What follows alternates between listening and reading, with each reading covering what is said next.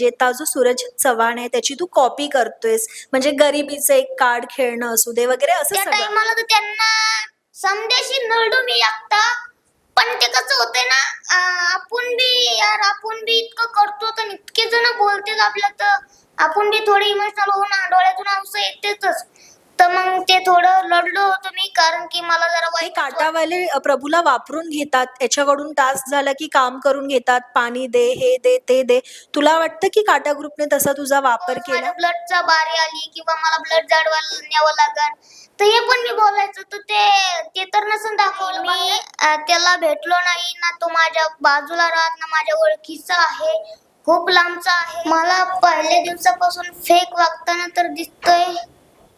प्रभू, खूप खूप स्वागत आहे तुझं व्हायरल कट्टामध्ये. बिग बॉसच्या घराच्या बाहेर आलायस. कसा आहेस आणि कसं वाटतंय? मी तुला विचारणं खरं तर चुकीचं आहे. नक्कीच तुला थोडं वाईट वाटत असेल, पण कसं वाटतं? वाईट वाटतंय, पण जाऊ दे, आता आलोच बाहेर तर एन्जॉय केला. बिग बॉस खेळून मजा आली, तर खूपच भारी वाटते. तू ना सागर दादाशी गप्पा मारताना असं म्हणाला होतास की मी बाहेर जाणार, इंटरव्ह्यू देणार. सकाळपासून खूप इंटरव्ह्यू देतोयस तू. खरं तर आता 6:30 वाजत आलेत. कसं वाटतंय तुला इंटरव्ह्यू देऊन खरं तर? हो, मला तर खूपच भारी वाटतंय, पण मी जे बोललो होतो, ज्या टायमाला टॉप 5 मधून बाहेर पडेल त्या टायमाला जे इतके फोटो बिटो भीड लागेल ते मला खूप आवडेल बघायला, हे मला वाटलं होतं. पण आता तू जेव्हा गावी गेला नाहीयेस ना अजून? गेलतो. गावी जाऊन आलास? हो. मग तिथे तर भीड जमा झालीच असेल ना तुला हो, हो, भेटायला? हो. कसा अनुभव होता तो सगळा? खूपच खतरनाक इतके लोक जमले होते, मी बघूच नाही शकलो, पण खूप भारी मजा आली. इतकं मोठं नाव दिलंय मला बिग बॉसने, खरंच. पण काटा ग्रुप बद्दल तू काय सांगशील? कारण तू खूप काटा ग्रुपवर खूप प्रेम करताना दिसलास. पण तुला असं टोळीमधली लोक ना असं म्हणत होते की हे काटावाले प्रभूला वापरून घेतात, याच्याकडून टास्क झाला की काम करून घेतात, पाणी दे, हे दे, ते दे. तुला वाटतं की काटा ग्रुपने तसा तुझा वापर केला? नाही, माझ्या मते तर नाही वाटत मला कोणी माझा वापर करून घेतलाय, किंवा मीच वापर कोणाला करू देणार नाही माझा. हे डॉनचा स्वभाव आहे. पण हे जे म्हणायचे तुझ्याबद्दल मागून, तुला माहितीये ते बोलायचे तसं? हो, तर मी त्यांना सांगितलं होतं, मला कोणीही कोणाचा वापर करीत नाही. तसं तर तू पण रुचिताचा यांचा वापर करता, प्रत्येक जण एकूण याराचा वापर करतात, पण मी माझा वापर कोणालाच करू देत नाही, मी असं बोलत होतो.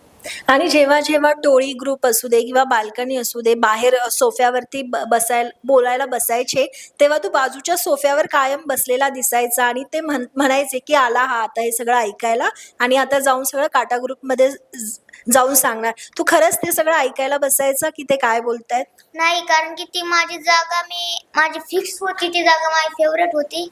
कारण की मी प्रत्येक वेळेस बिग बॉसच्या घरामध्ये सकाळी उठलो की मी तिथं जाऊन बसायचो थोडा वेळ, आणि नंतर मग फ्रेश व्हायला जायचो.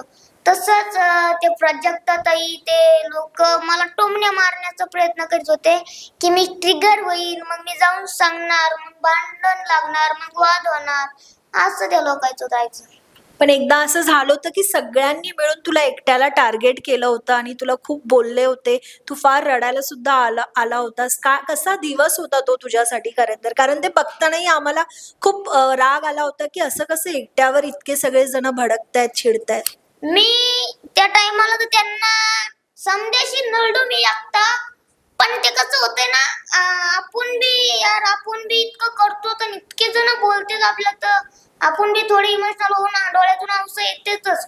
तर मग ते थोडं लढलो होतो मी, कारण की मला जरा वाईटच वाटलं, इतके जण माझ्या अंगावर येतात, माझ्या आई पप्पांना तिथं काय नाही, कसं होणार, काय होणार, हे मला वाटत होतं.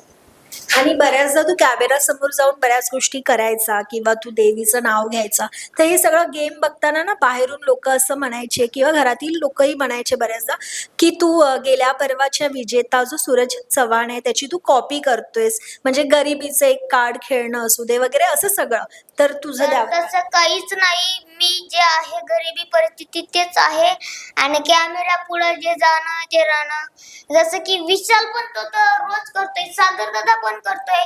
मी माझं काहीतरी सांगायचं किंवा बिग बॉस पण सांगायचं, बिग बॉस असं तसं. पण माझे पर्सनल प्रॉब्लेम पण सांगायचं, बिग बॉस माझ्या ब्लडचा बारी आली किंवा मला ब्लड जाडवायला न्यावं लागल, तर हे पण मी बोलायचं. तर ते तर नसून दाखवलं बाहेर, पण जे मेन आहे तेच दाखवलं असेल. पण तसं कधी मधी करायचं तर तिथं लोकांना वाटत होतं कॉफी बिफी. मी कॉफी कोणाचीच करत नाही. लोक माझी कॉफी करतात पण मी दुसऱ्याची नाही कॉफी करीत.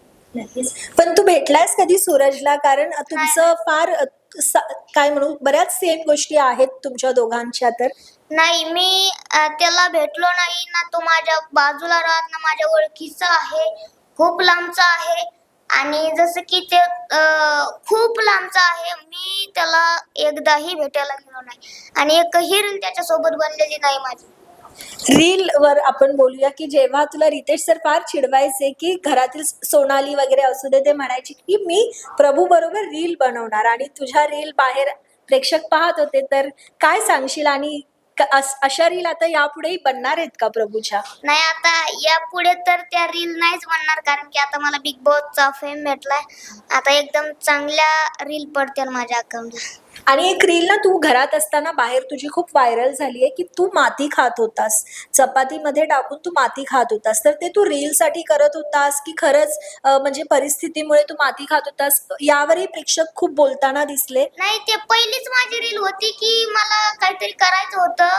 मला एवढंच होतं की मी प्रेक्षकांच्या मनात कसं जाऊ, म्हणजे मी प्रेक्षकांचं मन काय बोलतंय हे मला बघायचं होतं. मी खाल्ली होती खरी खोट माती खाल्ली होती, पण मला रीलच बनवायची होती.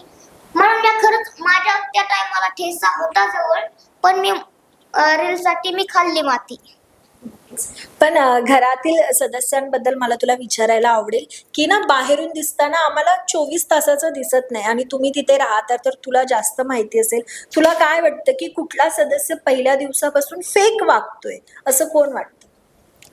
मला पहिल्या दिवसापासून फेक वागताना तर दिसतोय विशाला. स्वतःला कंट्रोल करताना दिसतोय. तो तर इंग्लिश बी बोलतोय, हिंदी पण बोलतोय, मराठी पण बोलतोय. म्हणजे तिन्ही पण मिक्सचर त्याचा समजा करतोय. आणि परत कोणावर ओरडतो तर कोणावर गोड स्वभावाने लागतो तर कोणाचं काम करून घेतो. तर म्हणजे असे त्याचा लय मोठे त्याच्या रूप आहे, ते दाखवत नाही. मला असं वाटतंय. विशाल तुला टार्गेट करत होता नेहमी, असं तुला जाणवतंय? हो, नेहमी मला टार्गेट करायचा, नेहमी माझ्याशी बोलायचा जाणवते मला.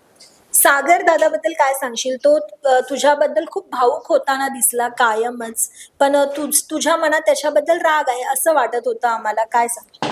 मला असं वाटायचं की पहिलं मला पण खूप चांगले वाटायचे. ते एंटरटेनमेंट करायचे, चांगलं खूप मला आवडायचं. पण ज्या टायमाला ते ओरडायचे माझ्यावर अचानकपणे छोट्या छोट्या गोष्टीहून, तर ते मला असं वाटत होतं आपण नाही यांच्यासोबत मैत्री करू शकत, आपले दुश्मनच बरे ते, असं वाटलं. आणि काटा ग्रुप मधले सगळे मेंबर तुला कोणीच कधीच खटकलं नाही? नाही, मला तर नाही खटकलं आजपर्यंत. कोणीच नाही? कोण जिंकावं असं?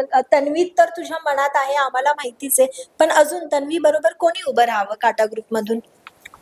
उभा राहायला मला आवड दीपाली ताई किंवा राखी दादा, दोघांपैकी कोणीतरी हो. एक. तू कोणाला सपोर्ट करणार आहेस?